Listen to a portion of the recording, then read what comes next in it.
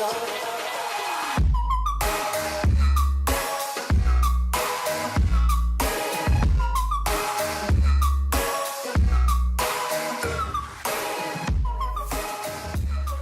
this is the before video. I'm going to be inserting the F1 light here, and I'll do an after video. And this is the after video. This is the F1 rear light that I just installed.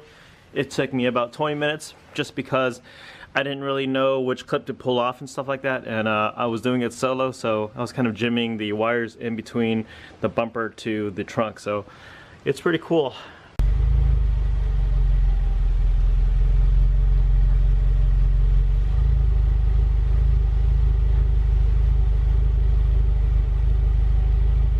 I hope you guys like that before and after video of me installing the F1 brake light onto my 2018 Subaru WRX.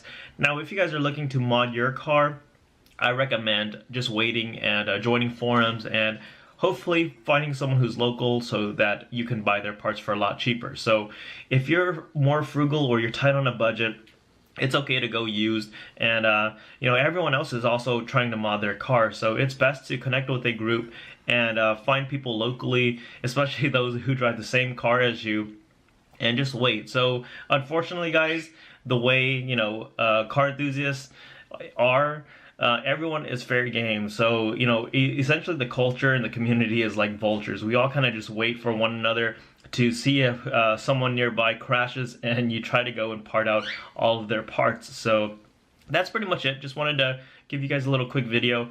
If you'd like buying parts for a lot cheaper, like I said, recommend just connecting with a group and meeting people locally and seeing if they're willing to part out their parts and buying it for a lot cheaper.